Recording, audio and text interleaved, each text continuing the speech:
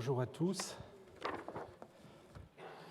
Nous avons commencé à examiner la semaine dernière la passionnante question de l'arabisation de l'Égypte, comment s'est mis en place un processus qui va évincer le grec qui, pendant plus de 1000 ans, a été la langue officielle du pays, la langue de l'administration, puis ensuite le copte. Alors avant d'en venir aux papyrus, qui sont les documents qui nous permettent de saisir le mieux ce phénomène, j'ai commencé par examiner avec vous les sources littéraires, et en particulier Al-Baladouri, historien, qui nous raconte que en 693-694, le calife Abdel-Malik ibn Marwan a pris la première décision fondatrice, disons, dans ce problème de l'arabisation, en souhaitant donc déchristianiser et arabiser ou islamiser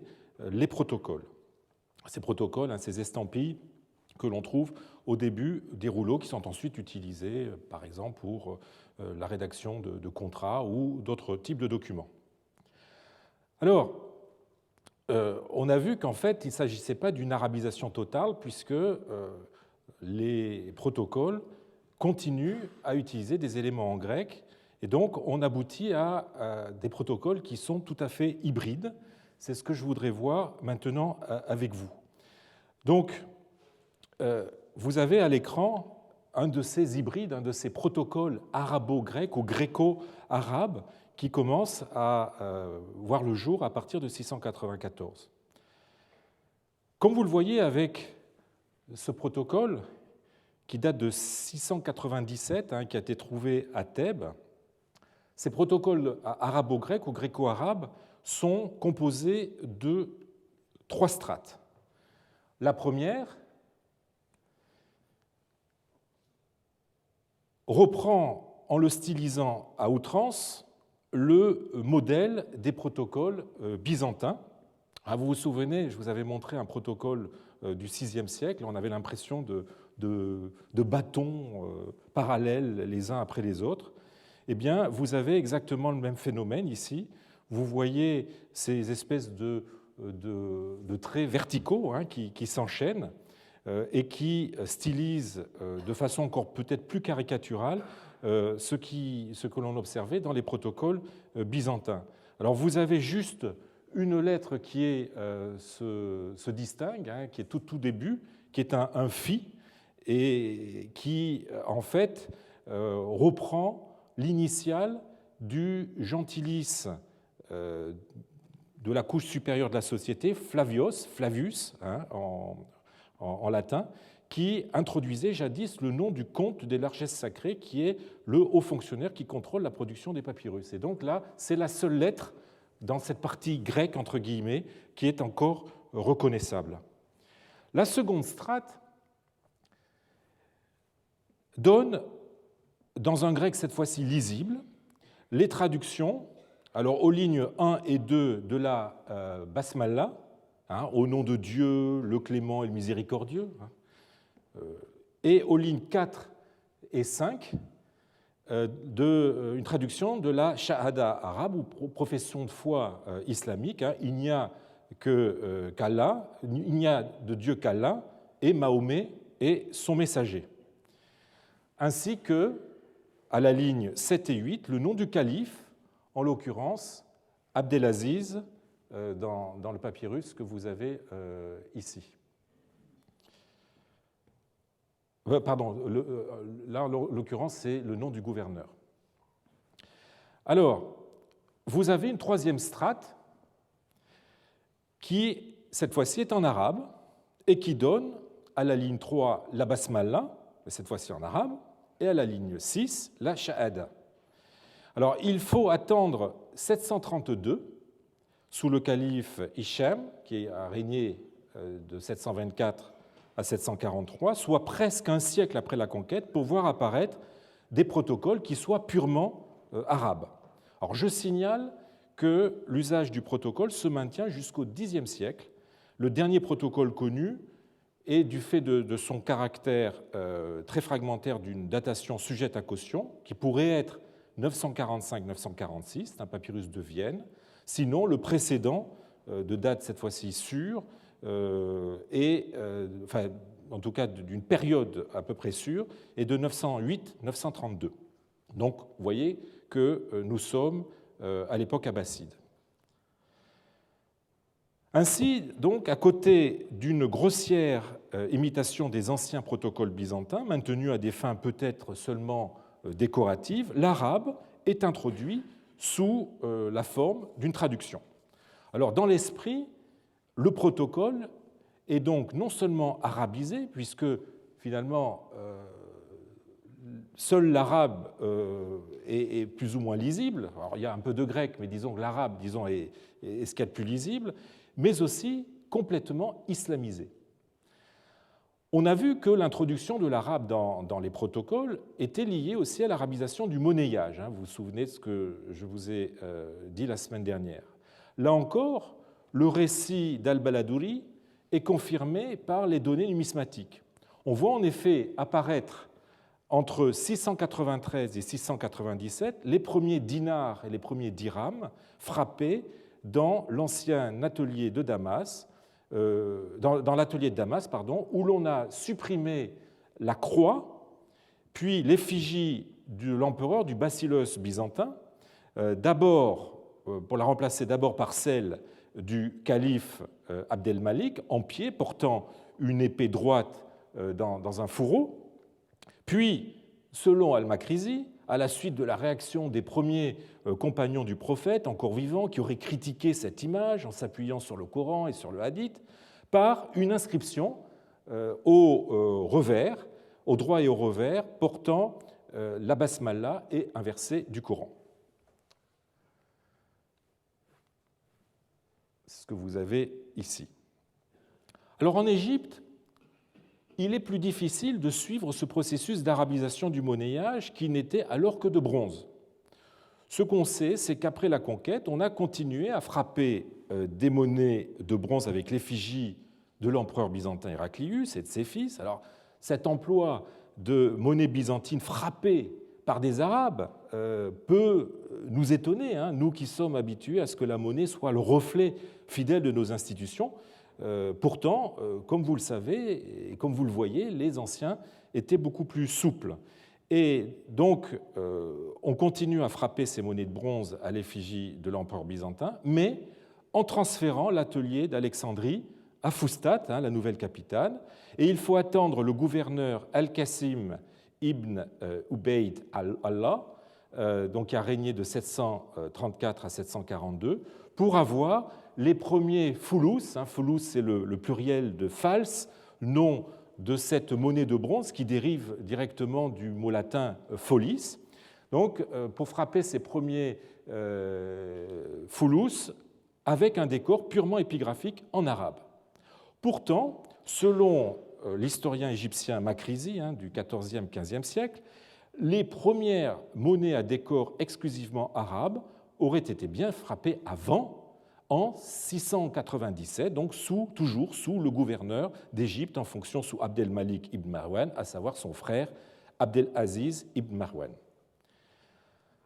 À défaut de disposer de témoignages numismatiques contemporains de cette réforme monétaire, qui nous aurait permis de conforter les témoignages littéraires, nous avons un autre type de témoignages qui confirment que les premières pièces arabes sont antérieures aux foulous des années 730-740 que je vous ai montrés. Il s'agit de poids de verre appelés dénéros qui servaient à peser les monnaies. Or, nous avons un poids de dinar à décor épigraphique en arabe au nom d'Abdelaziz ibn Marwan, ainsi que de ses successeurs Abdallah ibn Abdel-Malik et Koura ben Sharik. Donc vous avez les dates à l'écran. Donc voilà deux exemples de dénéros très anciens. Le texte d'Al-Baladouri est donc à quelques détails près confirmé par les papyrus et par les monnaies. Il y a bien eu une arabisation du monnayage en liaison avec celle des protocoles. Si la première est institutionnellement d'une grande importance, la seconde apparaît comme étant plus symbolique. L'arabisation de ces estampilles des rouleaux, que personne ne lit, peut en effet sembler bien marginale dans le processus d'arabisation que nous sommes en train de chercher à dégager. Elle n'en est en fait que la première étape. La seconde, plus décisive, est toujours le fait du calife Abdelmalik ibn Marwan.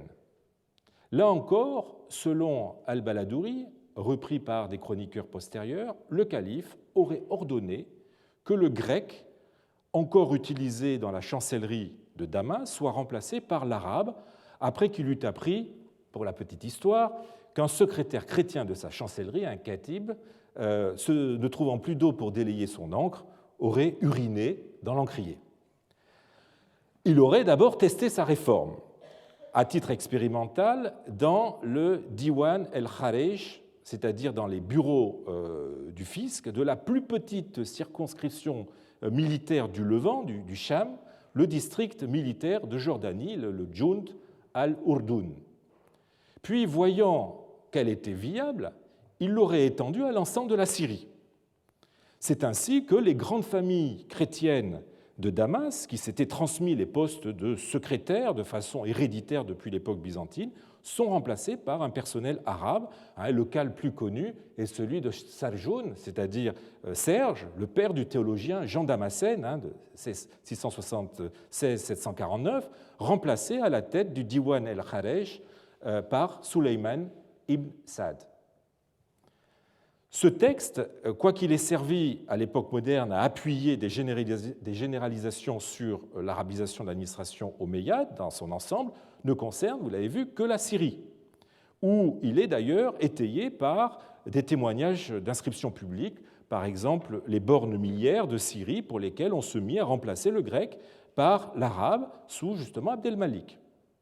Mais selon des sources plus tardives, le processus aurait été étendu au reste du califat. Alors l'historien al-Nouairi, 1272-1332, par exemple, reproduit le texte d'al-Baladouri en le faisant suivre de considérations sur l'arabisation de l'administration de l'Irak et de l'Iran. De même, selon l'historien al-Kindi, qui est mort en 961, le fils du calife Abdelmalik, le gouverneur d'Égypte, Abdallah, qui a gouverné l'Égypte de 705 à 709, décida en 705-706 d'imposer l'arabe comme langue exclusive de la chancellerie aux dépens du copte, nous dit-il. Évidemment, là, il y a une erreur.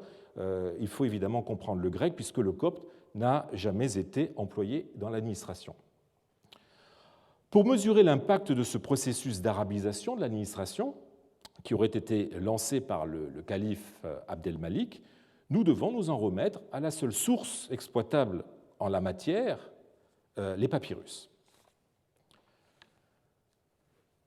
En l'état actuel de la documentation, on est en mal de pouvoir proposer une périodisation précise du processus d'arabisation.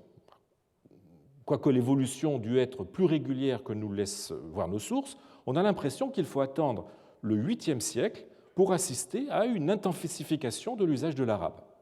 Nous n'avons en effet, pour les 60 premières années de l'occupation musulmane, que fort peu de papyrus arabes ou arabo-grecs, et nous n'avons aucun papyrus arabo-copte pour des raisons que nous aurons justement à établir. Alors, la liste des textes arabes du 7e siècle a été établie il n'y a pas très longtemps par Youssef Harib en 2013. Sur les 63 témoignages écrits, sur papyrus, cuir, sur tissu, sur pierre, sur différents objets, et sous forme aussi de graffiti, seuls 14 proviennent d'Égypte, dont 3 d'ailleurs sont encore inédits au moment où Harib a publié sa liste.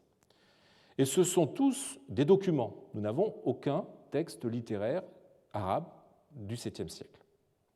Cette liste nécessite cependant d'être revue. Depuis 2013, la date de certains de ces textes a été révisée, tandis que de nouveaux textes ont été édités, ce qui confirme la grande vitalité de la papyrologie arabe actuelle dont je vous ai parlé précédemment. Et vous voyez qu'en papyrologie, en 2 ou 3 ans, tout peut changer. Aussi, peut-on évaluer aujourd'hui à au moins une trentaine le nombre de papyrus contenant de l'arabe provenant de l'Égypte au 7e siècle. Ce n'est pas beaucoup. Il faut donc les regarder de près. Leur examen détaillé nous permettra de dégager les conditions dans lesquelles l'arabe a été utilisé dans les premières décennies de la conquête et de les comparer avec la situation dont témoignent les documents, la documentation du siècle suivant. Alors, les textes que l'on peut lister entrent dans 3 catégories de documents. Des documents, des textes administratifs, des textes juridiques et des textes privés. Alors, je vais les passer en revue assez vite. Pour cela, j'utiliserai les sigles de la Checklist of Arabic Documents que vous pouvez consulter sur Internet. Sigles d'ailleurs qui peuvent paraître quelquefois un peu pittoresques, mais bon, je les utilise parce que ce sont ceux qu'utilisent les papyrologues arabisants. Pour les textes bilingues, évidemment, je donne aussi le sigle des textes grecs empruntés à la checklist des papyrus. Je n'ai pas inclus dans ma liste les sceaux ni les descripta, c'est-à-dire les documents qui ne sont pas édités réellement, mais qui sont juste décrits, excepté ceux dont parle Ragheb dans son article de 2013. Alors, commençons par les textes administratifs. La première catégorie, disons, de textes administratifs, ce sont des ordres de paiement fiscaux, ce qu'on appelle des entagia. Et je vous demande de bien retenir ce terme parce que je vais l'employer très souvent. Le singulier, c'est entagion, et le pluriel entagia, c'est un mot grec. 7 documents, dont un ayant perdu sa partie arabe, entrent dans cette, 6 documents rentrent dans cette catégorie.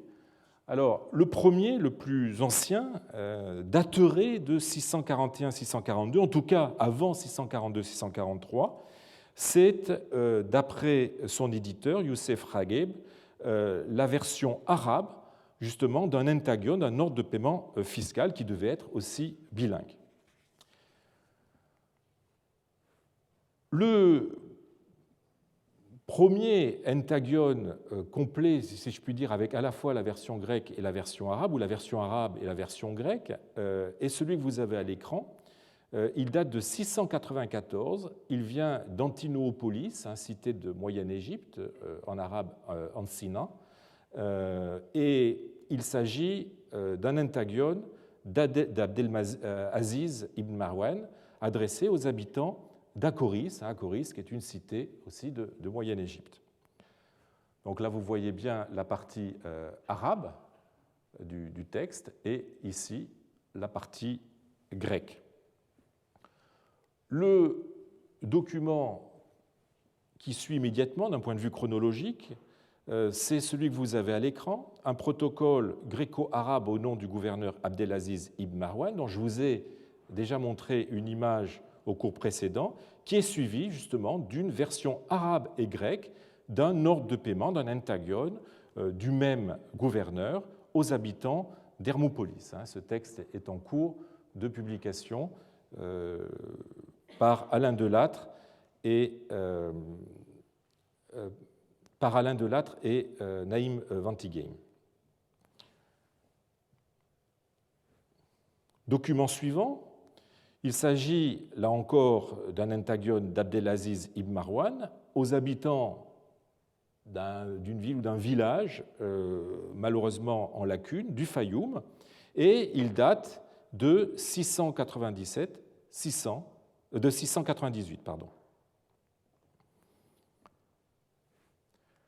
Alors voilà pour les entagions. La deuxième sous-catégorie des textes administratifs, ce sont les quittances, je devrais dire la quittance, puisque nous n'en avons qu'un seul exemple. Il s'agit de ce papyrus que je vous ai déjà montré au début de mon cours précédent. 2 autres documents pourraient rentrer dans cette catégorie, mais je propose d'en modifier la datation. Il s'agit d'un texte, d'une quittance qui avait été datée de 677, 694, 707 ou 709, En fait, on a montré postérieurement que seules deux dates étaient possibles, 677 ou 707, et d'après l'écriture, je serais tenté d'éliminer la date la plus haute. C'est aussi le cas du texte suivant, que je pense dater de la même période que le texte précédent. Et enfin, il faut aussi éliminer un troisième texte dont la date a été corrigée. Les premiers éditeurs l'avaient situé en 694, mais en fait, on a descendu la date en 714, donc nous sommes déjà bien dans le 8e siècle, bien entamé. La troisième sous-catégorie des textes administratifs, ce sont les lettres administratives. Et là, nous en avons trois exemples. Tout d'abord, avec une lettre de la Highlands Library, une lettre arabe du gouverneur Abdelrahman ibn Utba, ou bien Abdelaziz ibn Marwan, lettre adressée à un pagarque. Ensuite, donc, qui serait de 684-685. Ensuite, le texte suivant, lui, date d'une période allant de 685 à 705. Il s'agirait, selon Dim, d'une version arabe d'un entagion d'Abdelaziz aux habitants de la pagarchie d'Héracléopolis ou d'Arnès, mais Youssef Ragheb dément une telle interprétation et y voit une lettre du gouverneur Abdelaziz à deux personnages. Et au verso, vous remarquerez peut-être, quoique très effacé, un endossement écrit en grec, qui semble montrer qu'il s'agit plutôt d'une lettre que d'un entagion. Enfin, vous avez des documents que j'ai classés en divers, que vous n'avez pas à l'écran. En l'absence d'une édition, on ne peut, disons, que s'appuyer sur la description succincte qu'en donne leur futur éditeur. Et pour l'instant, on est en mal de voir réellement de quoi il s'agit. Ce sont des documents arabes relatifs à divers impôts, en tout cas, mais il est difficile de caractériser précisément le type de document dont il s'agit. En tout cas, ils sont de 660, 664 et 665. Alors venons-en à la deuxième catégorie, ce sont les protocoles gréco-arabes dont je vous ai déjà parlé. Dans la mesure où ces protocoles suivent des normes qui sont fixées par l'État, dans le contexte d'une production contrôlée par ce dernier, et qu'ils semblent conférer une valeur officielle aux documents rédigés sur les rouleaux qu'ils introduisent, on peut considérer ces protocoles comme relevant de l'administration. Je les classe cependant dans une rubrique connexe, c'est pour ça que je l'ai appelé A'. Alors, je vous en ai déjà montré quelques-uns, je vous montre les plus anciens à nouveau. Vous avez à gauche ce papyrus de Strasbourg, qui est en cours de publication par Alain Delattre et Naïm Ventigame. J'en ai déjà parlé, protocole de 694-695, actuellement le plus ancien qui nous soit parvenu. Vous avez à droite un protocole de 696-697 qui précède un document écrit en grec. Et puis, vous avez maintenant à l'écran un protocole gréco-arabe au nom d'Abdelaziz ibn Marwan qui date entre 694 et 705. Alors, vous avez d'autres, je ne veux pas vous assommer avec une liste de tous les protocoles, il y en a un certain nombre, et je dois dire aussi que parmi ces protocoles, il y en a beaucoup qui sont difficilement datables ou qui sont mal datés et qui sont situés approximativement entre le 7e et le 9e siècle. Alors, quand les protocoles sont encore attachés aux documents qui suivent, ces documents peuvent être en arabe. On a le cas ici, alors ce protocole n'est pas arabe mais uniquement grec, je vous l'avais déjà montré au cours précédent, mais le document qui suit est lui totalement en arabe. On peut aussi avoir des documents en grec, c'est le cas ici de ce protocole qui est suivi par un firmant complètement en grec, et on peut aussi avoir des documents bilingues, c'est le cas justement de ce texte ici, avec un document dont la première partie est en arabe et la seconde en grec. Alors, la deuxième catégorie, ce sont les documents, ou troisième, disons, ce sont les documents juridiques. Alors, nous n'en avons pas beaucoup, à peu près 5, pas toujours très bien datés. Le premier, est une série de reconnaissances de dettes en arabe qui date d'avant 663, probablement de 661-662. Donc vous voyez, nous sommes très près de la conquête. Alors je vous ai mis la traduction de Youssef Raghib dessous.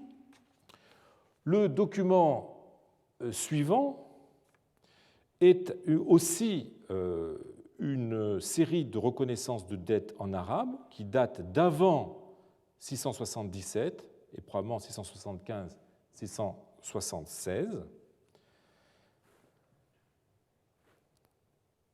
Ici, vous avez une quittance en arabe d'Abdallah ibn Umays à Isidore et sa femme. Le texte n'est pas daté, il est de provenance inconnue, mais en tout cas, il semblerait par l'écriture être bien du 7e siècle. La transaction est résumée par une note grecque. Vous voyez, la note est ici dans la marge supérieure. Voici un zoom sur cette note, et vous voyez donc qu'elle donne clairement le nom de la personne à qui cette quittance est adressée, c'est-à-dire Iside, c'est-à-dire Isidoros, fils de Toriné. Et là, l'éditeur n'a pas bien vu de quoi il s'agissait. En fait, on a l'abréviation du signe qui signifie solidus, nomisma en grec, et le chiffre 3. Donc il s'agit bien d'une quittance pour 3 solidi, 3 sous d'or. Alors, c'est assez intéressant parce que le texte est uniquement en arabe, et vous voyez que les parties, vous avez d'un côté un arabo-musulman et de l'autre côté un gréco-égyptien, ou des gréco-égyptiens, puisqu'il s'agit d'Isidore et de sa femme. J'aurai l'occasion de revenir là-dessus. Enfin, toujours dans l'ordre des documents juridiques, vous avez ce texte que je vous ai déjà montré plusieurs fois, qui suit un protocole grec, qui est un reçu de paiement ou de livraison en arabe. Malheureusement, la nature du document n'est pas claire, mais le texte, disons, date d'entre 643 et 694. Enfin, dernière catégorie, ce sont les lettres privées. Alors quand je parle de lettres privées, j'entends évidemment lettres familiales ou lettres d'affaires. Nous n'en avons pas beaucoup, nous en avons 3. Je vous montre juste la dernière. Alors, comme ce sont des lettres, elles ne sont jamais datées, et donc il est très difficile de pouvoir les placer précisément dans le temps. D'après l'écriture, elles semblent dater du 7e. Pour la seconde, dans ma liste, peut-être du début du 8e. Je vous montre juste cette lettre parce qu'elle est exceptionnelle à plus d'un titre. Il s'agit d'une lettre d'un commerçant d'Ifriqiya, c'est-à-dire de Kérouan, à un habitant d'Oxyrhynchos, donc cette ville dont j'ai déjà parlé plusieurs fois, de Moyenne-Égypte, pour le tenir au courant de la vente d'une outre de jus de raisin cuit, ce qui se dit en arabe tilla, jus de raisin cuit, plus tard interdit par Oumar II. La conquête de l'Ifriqiya 670 offre un terminus postquem pour cette lettre, dont l'écriture paraît très ancienne. Elle est assez proche du reçu que je vous ai montré au début du cours précédent. Alors vous voyez que le texte arabe est écrit, c'est une des caractéristiques assez étonnantes de ce papyrus, de ce texte, il est écrit sur un feuillet de parchemin qui est un remploi en fait d'un codex latin qui date du 5e, 6e siècle et qui donne ici l'Exode, donc une partie de l'Exode en latin. Alors vous voyez que j'ai fini le tour de cette liste des papyrus arabes ou arabo-grecs du 7e siècle. Vous voyez qu'ils sont peu nombreux. Si je mets de côté les protocoles dont la valeur est assez neutre, puisqu'ils sont automatiquement apposés sur des rouleaux vierges, indépendamment du texte qui est ensuite rédigé, qui peut être en grec, en arabe ou dans les deux langues, nous n'avons que 20 à 22 textes, dont certains sont datés seulement par l'écriture. et donc qui peuvent être éventuellement un peu postérieurs.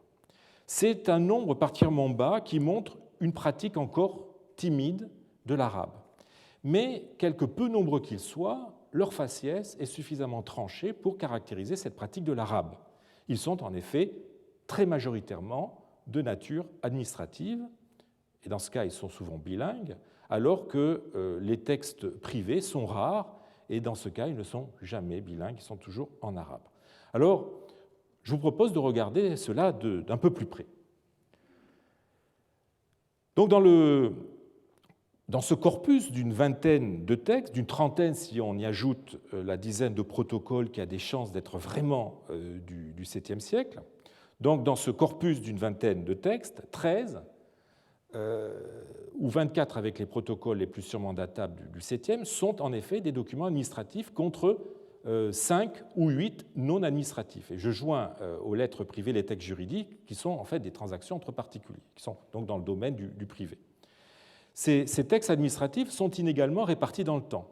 Ils se multiplient très spectaculairement sous Abdelaziz ibn Marwan, donc 685-705, avec les ordres de paiement, les intagia, qui, à l'exception du papyrus publié par Youssef Harib, peut-être de 641-642, dont la nature est incertaine, qui datent sinon tous de son gouvernorat.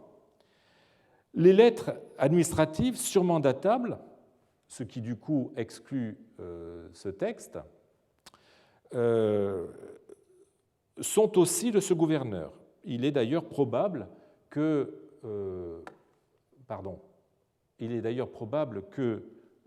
ce texte-là, qui a été daté qui est une lettre soit du gouverneur Abdelrahman ou soit du gouverneur Abdelaziz, soit plutôt justement d'Abdelaziz, étant donné que c'est le cas de tous les autres documents.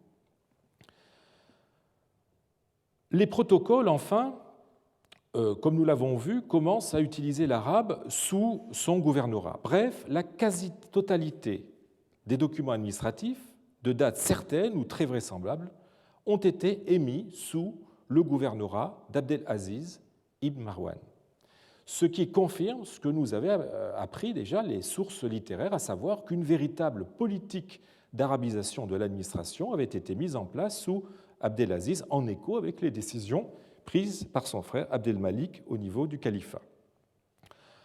Alors, on peut être étonné de la présence isolée du reçu que je vous ai présenté au début du cours précédent. Ce reçu d'Abdallah ibn Jabir, qui date de 643. Alors, isolé d'abord du point de vue du genre documentaire, puisqu'il s'agit d'un reçu fiscal donné en échange de réquisitions, alors que tous les autres documents administratifs arabes sont des directives émanant du pouvoir central, soit sous la forme d'ordres de paiement d'impôts, les intagia, soit sous la forme de lettres. Isolé aussi du point de vue chronologique, dans la mesure où ce texte anticipe de beaucoup le recours administratif à l'arabe sous Abdelaziz, du fait qu'il date de 643, soit presque 50 ans avant. Mais ce contre-exemple n'en est pas vraiment un et ne doit pas être surinterprété dans la question de la politique d'arabisation des arabo-musulmans. Nous avons un autre document du même Abdallah ibn Jabir,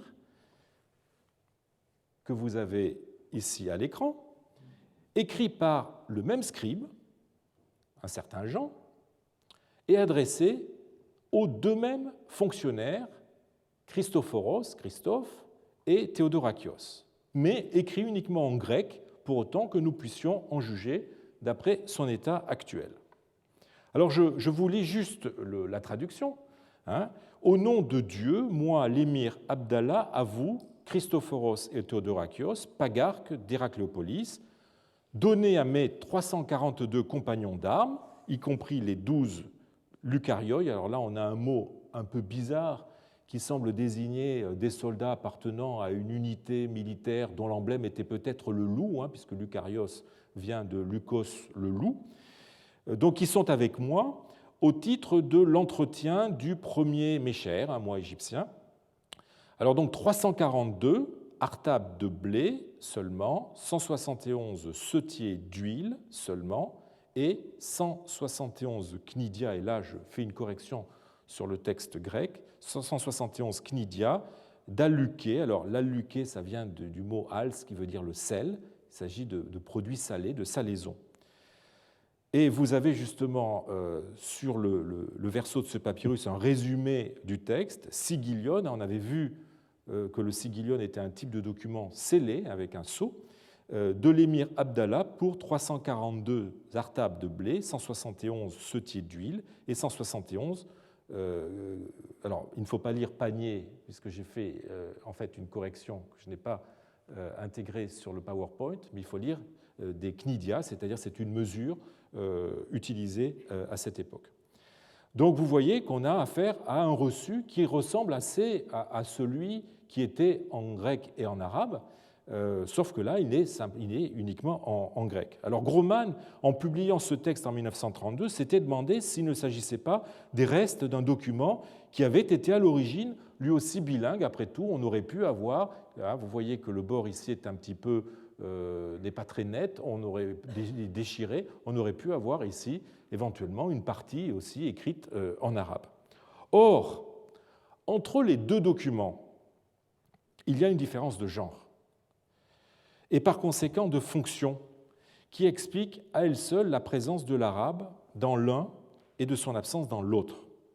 Le document gréco-arabe est une quittance, alors que le document exclusivement grec est un ordre de réquisition.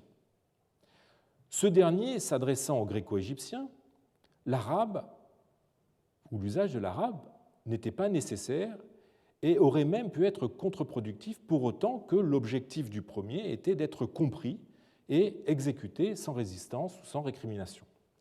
L'arabe aurait été non seulement superflu, mais aussi psychologiquement malvenu. Et nous avons d'ailleurs un autre ordre, toujours du même Abdallah, qui lui aussi est en grec. Vous le voyez, au nom de Dieu, moi, l'émir Abdallah, aux administrateurs de Sofstis, donc un village, veuillez vendre à, et là le nom est en lacune, fils d'Asla de la tribu de Kouta, pour 3 solidis de fourrage, au taux de 2 arours par solidus, le séjour à l'écurie et l'entretien de 3 serviteurs à hauteur d'une artabe de pain par mois pour chacun. On voit donc qu'il n'était pas dans l'intention d'Abdallah d'utiliser l'arabe dans ses rapports avec la population locale, puisque dans les 2 exemples que je viens de vous montrer, les textes sont uniquement en grec.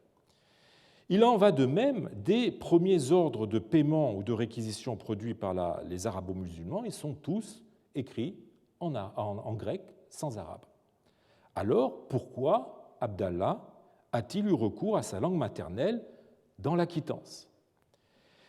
C'est qu'il s'agit non d'un ordre de réquisition destiné à des gréco-égyptiens, mais d'une quittance qui devait être enregistrée par les services de la nouvelle administration arabe, et le texte arabe a été ajouté à l'intention de ces services.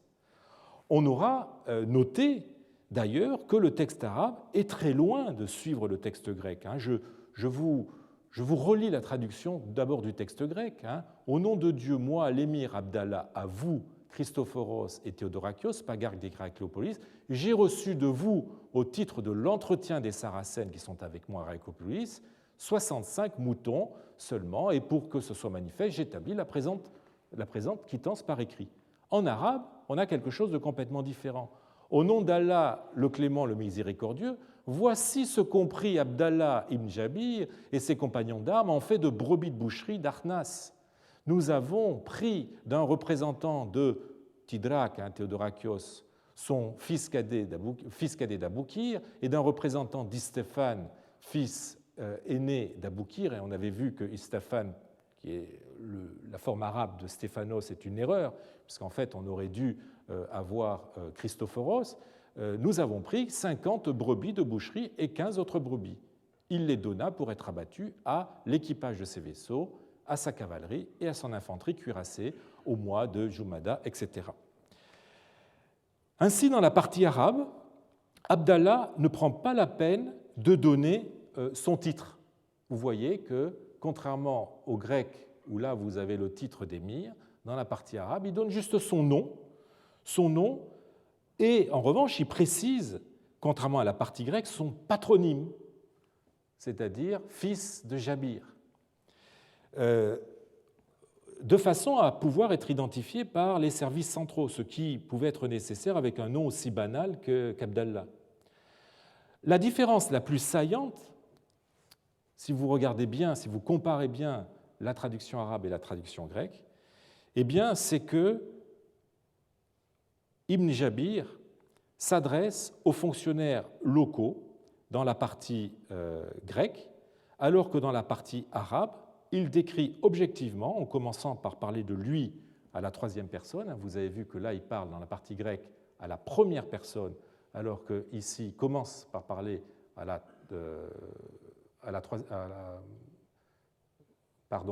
ici, il commence à parler à la troisième personne. Voici ce compris Abdallah. Donc, il décrit objectivement la réquisition, donnant même des détails absents de la partie grecque sur les lots, leur provenance. Dans la partie grecque, il est juste question de 60 brebis, 60 moutons, alors qu'ici, il est question de 50 d'un côté, donnés par un tel, et de 15 de l'autre, donnés par une autre personne. En outre, le texte arabe est beaucoup plus précis sur les destinataires de ces réquisitions que le texte grec. Dans le texte grec, il est question juste des Saracènes qui sont avec moi, donc des Arabes qui sont avec moi, alors que dans le texte arabe, il détaille les bénéficiaires, l'équipage de ses vaisseaux, sa cavalerie, son infanterie cuirassée. Enfin, on aura remarqué l'absence en arabe de la clause très importante, j'établis, pour que ce soit manifeste, j'établis la présence quittance par écrit, cette clause qui donne à son document une valeur légale dans la partie grecque, alors qu'elle est totalement absente de la partie arabe.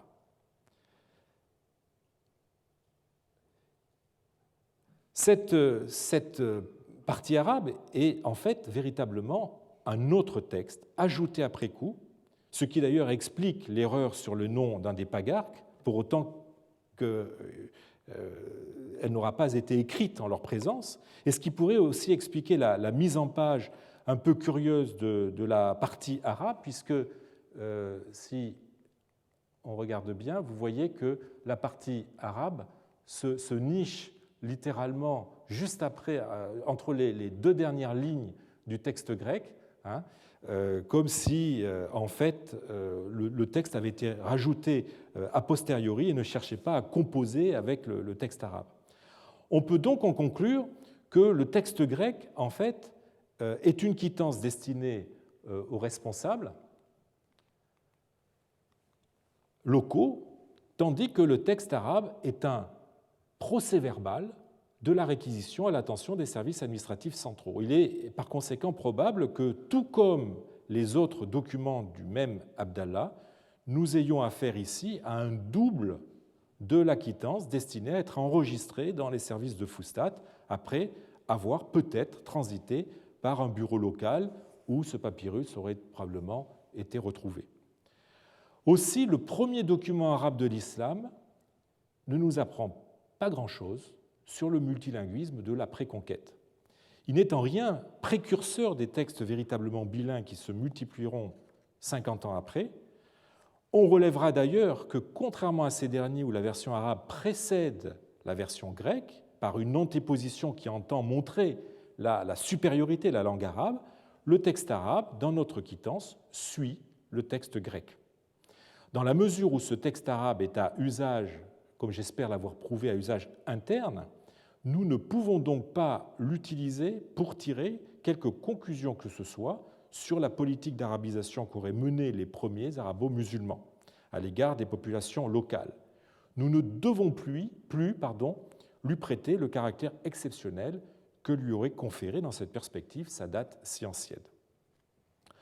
Alors, une fois ce papyrus, a priori singulier, et qui ne l'est peut-être plus maintenant, remis dans son juste contexte, Le reste de la documentation nous montre très clairement qu'en matière d'arabisation des documents administratifs d'Égypte, la césure se situe dans les années 680-690 sous le gouvernorat du frère du calife Abdel Aziz ibn Marwan.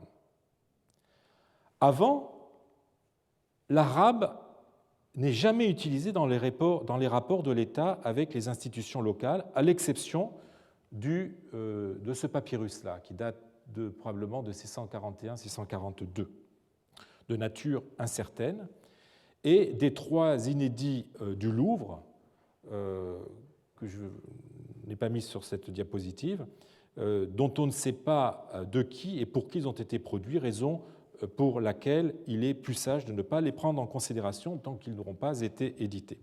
C'est donc à cette date, sous Abdelaziz, qu'apparaissent, on l'a vu, les premiers textes arabes datés avec vraisemblance ou certitude, qu'il s'agisse de lettres, d'ordres ou de protocoles, et ils ne cesseront de se multiplier.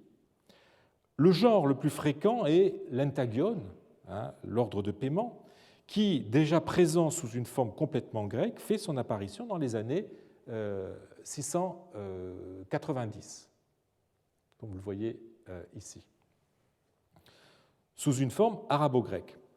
C'est aussi le genre le plus intéressant du point de vue du multilinguisme, dans la mesure où il est adressé à la population, aux instances locales, donc gréco-égyptiennes.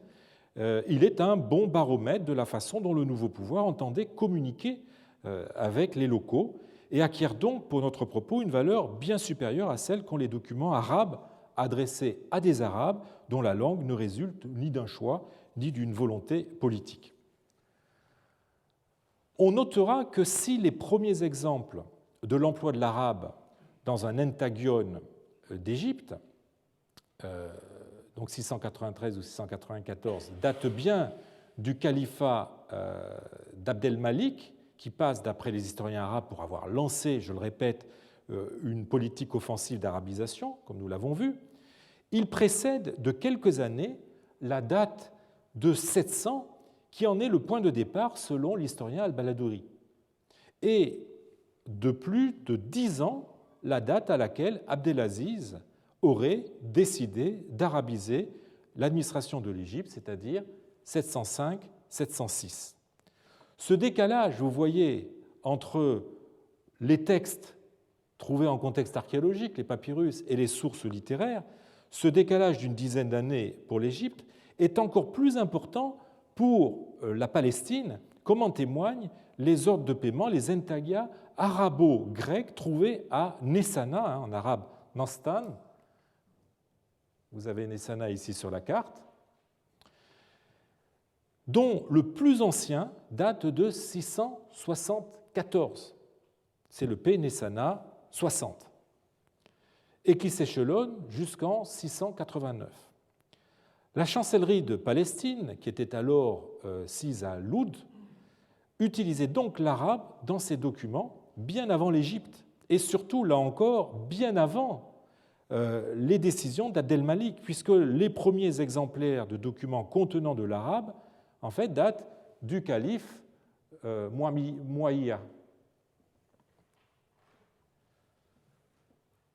Les papyrus prouvent donc que l'usage de l'arabe s'est introduit dans certains documents administratifs avant même que l'administration ne s'arabise vraiment, si tant est que nous suivions la chronologie que nous livrent les historiens arabes anciens, dont on a vu qu'elle concorde avec les faits pour ce qui est des protocoles.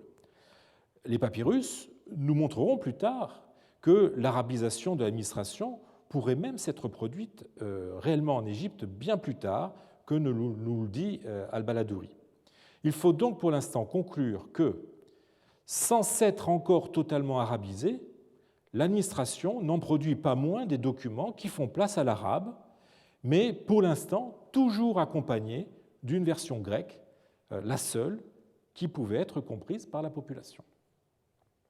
Si l'arabe côtoie le grec, on remarquera, dans les documents, on remarquera que nous n'avons pas d'entagion arabo-copte avant l'époque abbasside. Voilà le premier ordre de paiement qui contiennent à la fois de l'arabe et du copte, il date, comme vous le voyez, de 753. Plus généralement, nous n'avons aucun document administratif d'époque omeyyade combinant arabe et copte, la langue de la population, ce qui reflète une société linguistiquement hiérarchisée en 3 strates bien distinctes. La strate arabophone, la strate hellénophone et la strate coptophone. Chacune peut communiquer avec la strate immédiatement contiguë sans que les extrêmes ne communiquent entre elles.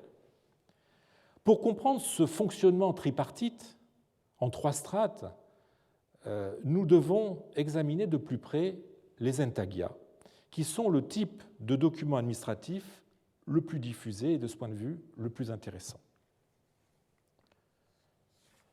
Alors, l'intaglione, au pluriel intaglia, est un ordre de paiement adressé par l'administration à une collectivité ou à un individu. Alors, quelques mots sur le système fiscal qui est derrière. Quand on fait de l'histoire à cette époque, il faut toujours aller regarder du côté de la fiscalité. La fiscalité mise en place par les arabo-musulmans est une fiscalité de répartition, à partir des registres d'assiettes qui sont établis par les instances locales, les services de Foustat fixaient le montant forfaitaire, soit en numéraire, soit en céréales, soit sous forme de réquisition, en personnel ou en travaux. Donc le montant forfaitaire exigible de chaque unité d'assignation fiscale à l'intérieur d'une pagarchie. Je vous avais dit déjà précédemment que la pagarchie en fait était divisée en unités, du point de vue fiscal, était divisée en unités d'assignation, les corias, dont je vous ai déjà parlé, mais aussi les quartiers de ville, les lorailles, ou bien les monastères.